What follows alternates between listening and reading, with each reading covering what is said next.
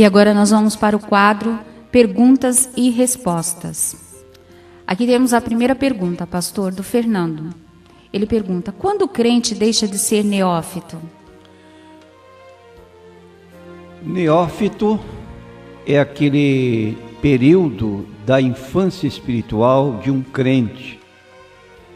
Paulo se refere a este período da infância na sua carta aos Coríntios, no capítulo 13, primeira carta de Paulo aos Coríntios, capítulo 13, versículo 11.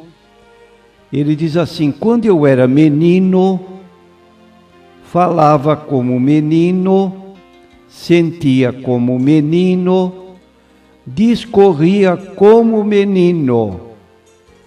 Então aqui está uma fase da vida do crente em que ele se caracteriza por um período de infância espiritual que se diz, que se chama neófito, crente novo.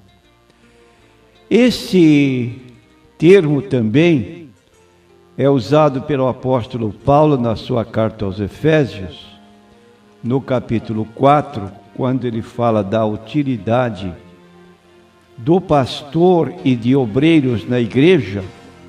Ele diz assim, capítulo 4, versículo 11 da carta dele aos Efésios até o versículo 14.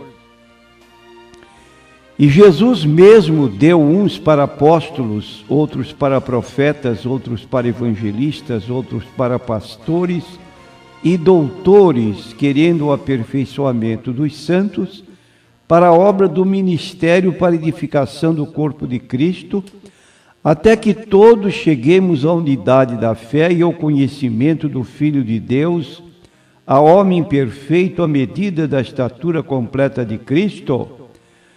Agora observe o versículo 14. Para que não sejamos mais meninos inconstantes. É o neófito na fé. É aquele crente inseguro que, admite Paulo, pode ser levado em roda por todo o vento de doutrina, pelo engano dos homens que com astúcia enganam fraudulosamente. Então há muitos que hoje estão nessa fase de infância espiritual e é preciso ter muito cuidado, dar muita instrução a estes novos crentes para que eles passem a maturidade na vida espiritual. E o apóstolo Paulo fala dessa mudança para a maturidade no mesmo capítulo 13 de 1 aos Coríntios e no versículo 12. Então ele diz assim, referindo-se a essa situação de maturidade: mas logo que cheguei a ser homem, acabei com as coisas de menino. Então, quando o crente entra na sua maturidade espiritual, crente diligente, crente estudioso, crente conhecedor da palavra de Deus, porque há pessoas que se tornam imaturas, mesmo com um tempo muito grande de vida cristã, porque são pessoas, como disse Paulo na sua carta aos Hebreus, no capítulo 5, que há pessoas que pelo tempo decorrido já deviam ser mestres. Diz ele no capítulo 5 do livro de Hebreus, versículo 12, porque devendo já ser mestres pelo tempo, quantos anos de crente? 5 anos de crente? 10 anos de crente? Não sabe localizar nem os livros da Bíblia, procurando o Evangelho segundo Lucas no Antigo Testamento, procurando o livro de 1 Reis no Novo Testamento, não sabe a posição dos livros na Bíblia, os 66 livros com 39 no Antigo Testamento e com 27 no Novo. Ora, quanto tempo de crente? 5 anos. está analfabeto na Bíblia Sagrada. E Paulo, o escritor, então diz: devendo já ser mestre pelo tempo, ainda necessitais de que se vos torne a ensinar quais sejam os primeiros rudimentos das palavras de Deus, e vos haveis feito tais que necessitais de leite e não de sólido mantimento. Então ele precisa de leitinho, da mamadeira, abrir a Bíblia para ele, mostrar, porque ele não sabe localizar nada, porque não pesquisa, não tem diligência nas coisas de Deus. Meu irmão, não é tempo de sermos meninos ou sermos neófitos. Aqui continua, pastor Fernando. Ele pergunta: devo crer nos livros tradição cristã ou midrash? Eu quero, em primeiro lugar, dizer que o vocábulo, que a palavra midrash é derivada do hebraico darash, que significa pesquisar, investigar. E o midrash, então, é uma exposição dos versículos da Torá. Torá significa lei, o Pentateuco, os 5 primeiros livros da Bíblia, que foi extraído foi escrito pelos escritores da Bíblia Sagrada. No caso, Moisés escreveu os 5 livros, e essa midrash, então, é a interpretação que os judeus dão à lei. Podem ser muito úteis para nós, para conhecermos a maneira como interpretavam a lei. E todo o Pentateuco foi ditado, então, por Moisés. Deus ditou a Moisés, e a primeira letra que aparece, a primeira palavra que aparece no livro de Gênesis, no princípio, é a tradução da palavra hebraica Bereshit, que significa, então, no princípio, no começo, quando fala que Deus criou os céus e a terra. NQI, pastor, tenho uma causa na justiça, devo dar o dízimo sobre o total ou sobre o líquido? A advogada ficou com uma grande parte. Eu quero dizer que é do líquido. Ninguém precisa se preocupar, porque se você tem uma causa, na verdade, tem um valor X, mas houve despesas no processo, aquilo que é pago líquido desse valor, sim, se paga o dízimo pelaquela pessoa que tem consciência de que tudo pertence a Deus, e do que ele recebe, ele procura também servir a Deus com isso.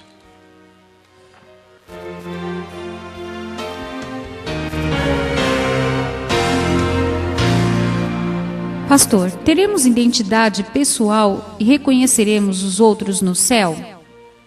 Sim, nós teremos identidade e conheceremos os outros no céu.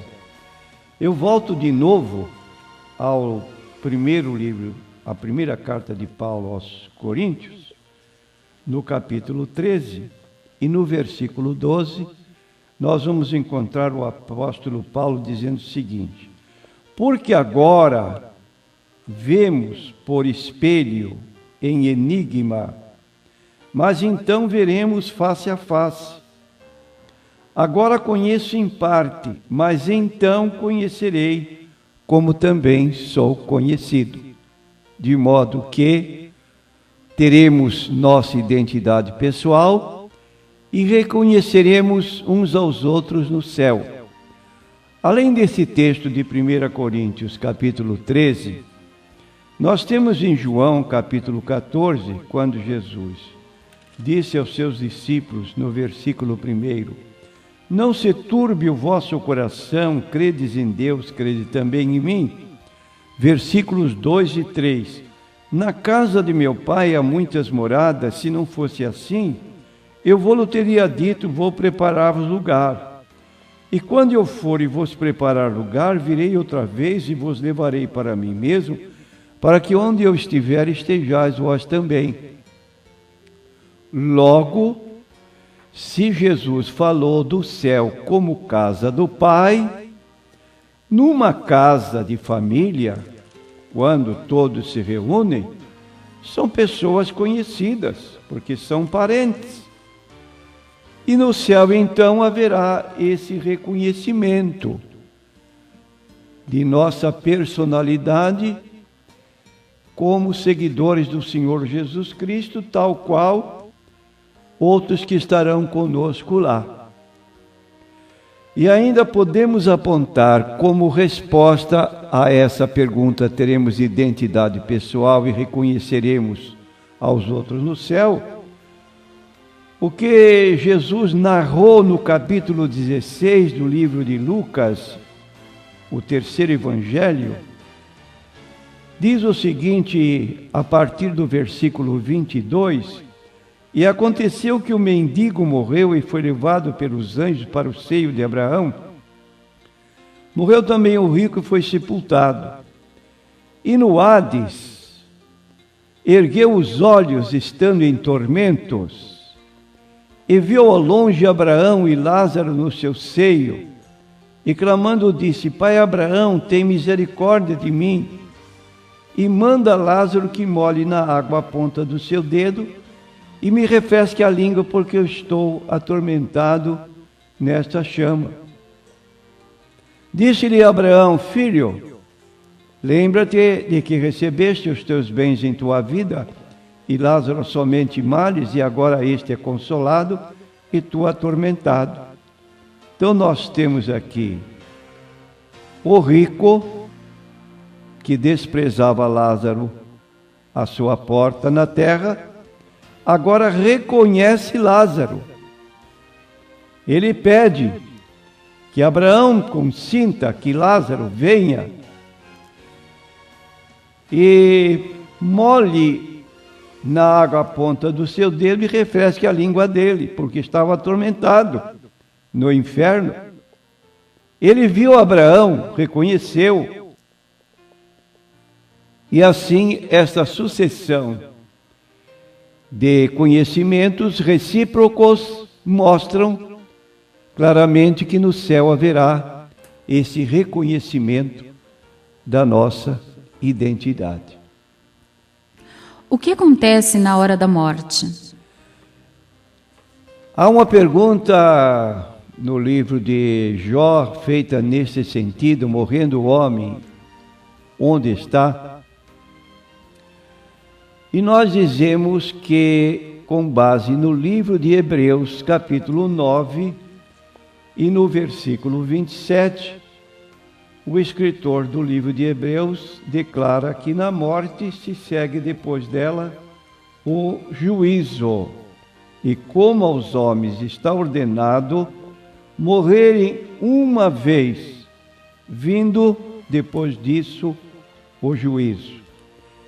Isto também é encontrado no livro de Eclesiastes, no capítulo 12 de Eclesiastes. É um livro que aparece na Bíblia, depois do livro de Provérbios, e no capítulo 12, então, diz o seguinte: e o pó volte à terra como era, e o espírito volte a Deus que o deu. Então, o corpo segue para a sepultura, e o espírito sobe para Deus, para reconhecimento daquilo que a pessoa fez aqui na terra, para juízo. De modo que, quando a pessoa é crente em Jesus, veja bem, meu prezado ouvinte, que não estamos usando expressão de igreja nenhuma. Estamos dizendo, quando a pessoa é crente em Cristo Jesus, ele desfruta da condição que está oferecida a todos aqueles que aceitam a Cristo como Salvador. O que acontece? Diz Paulo na sua segunda carta aos Coríntios, no capítulo 5, porque sabemos que se a nossa casa terrestre deste tabernáculo se desfizer, isto é, o corpo, descendo à sepultura, temos de Deus um edifício, uma casa não feita por mãos, eterna nos céus. E por isso também gememos, desejando ser revestidos da nossa habitação que é do céu. Se todavia, estando vestidos, não formos achados nus. Porque também nós, os que estamos neste tabernáculo, gememos carregados, não porque queremos ser despidos, mas revestidos para que o mortal seja absorvido pela vida. Ora, quem para isto mesmo nos preparou foi Deus, o qual nos deu também o penhor do Espírito. Por isso estamos sempre de bom ânimo, sabendo que, enquanto estamos no corpo, vivemos ausente do Senhor.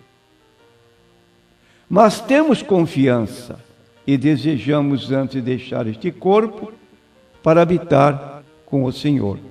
Então, o cristão, enquanto está no corpo, seu espírito, sua alma está no corpo, ele vive ausente do Senhor, porque anda por fé e não por vista. Mas ao deixar o corpo, ausente do corpo, presente com o Senhor. E aquela pessoa que desprezou o Evangelho de Jesus Cristo, nós já lemos em Lucas 16, versículo 19 a 31, quando o rico morreu, diz o texto com muita clareza, que ele foi sepultado. A palavra sepultura, no grego, indica o lugar do corpo.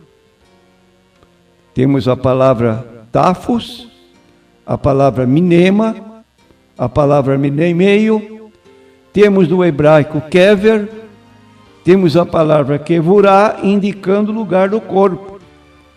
E diz o versículo 23 do capítulo 16, e no inferno, outra palavra agora, a palavra Hades, que significa o mundo invisível dos mortos. Dentro do Hades havia 2 lugares distintos, separados por um grande abismo. Um deles chamava-se Seio de Abraão, lugar dos santos do Antigo Testamento. E o outro lado, propriamente o inferno, para onde foi o rico. Então aí está o que acontece na hora da morte. Resposta de Jó 14, versículo 10. Morrendo o homem, onde está? Pode estar no céu, pode estar no inferno, segundo a escolha que ele faz aqui na terra. Pastor, e os bebês, crianças e outras pessoas incapazes de entender o Evangelho? Nós temos a dizer que uma pessoa chamada no Código Penal de inimputável, apesar de adulta, ela não tem capacidade de decisão. Como também uma criança, 3, 4, 5, 6 anos, também uma pessoa que ainda não chegou ao uso da razão. E o que acontecerá com essas pessoas, considerando que não tiveram capacidade de poder decidir? Nós dizemos que estas pessoas são alcançadas pelo trabalho redentor de Cristo no Calvário. 1 João, capítulo 2, versículos 2, diz o seguinte: Jesus é a propiciação. A palavra propiciação é uma palavra que significa resgate, redenção. Cristo é a redenção pelos nossos pecados, para aqueles que não têm capacidade de decisão, e não somente pelos nossos, mas também pelos de todo o mundo. Potencialmente, Cristo poderia salvar os 6,5 bilhões de pessoas na Terra. Mas nem todos querem, rejeitam este oferecimento. Então, aqueles que não podem decidir são alcançados pela obra salvífica, redentora de Cristo na cruz do Calvário. Agora, quanto às crianças, no livro de Mateus, no capítulo 19, nós encontramos Jesus sendo visitado pelas crianças. Diz o texto: trouxeram-lhe então alguns meninos, algumas crianças, diz outra tradução, para que sobre eles pusesse as mãos e orasse. Mas os discípulos os repreendiam. Jesus, porém, disse: deixai as crianças e não as estorveis de vir a mim, porque das tais é o reino dos céus. Então, a salvação de uma criança, até o tempo quando não usa da razão, ela é salva pela mediação de Cristo, pela sua redenção feita em favor da humanidade. Quando passa ao uso da razão, então aí já estarão responsáveis diante de Deus. O que as pessoas farão no céu? O que as pessoas farão no céu, ninguém tem a preocupação com esse tempo que se passará no céu, porque o céu não será monótono, como alguns admitem, tocando liras, harpas, para sempre. Diz o capítulo 22 do Apocalipse, versículo 3, na parte final do versículo, está escrito: e os seus servos o servirão. Vou ler todo o versículo. E ali nunca mais haverá maldição contra alguém, e nela estará o trono de Deus e do Cordeiro, e os seus servos o servirão.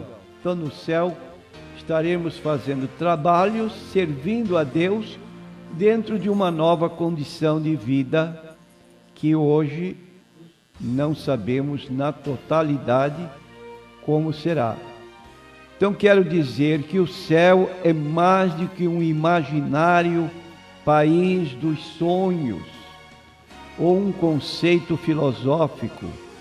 Céu é um lugar presente e real. Nós dissemos que Jesus falou do céu, João 14, 12 e 3. Lá é o lugar onde vivem Deus, onde vivem o Pai, onde vive Jesus, e vivem aquelas pessoas que na terra viveram para Deus e que hoje estão no céu.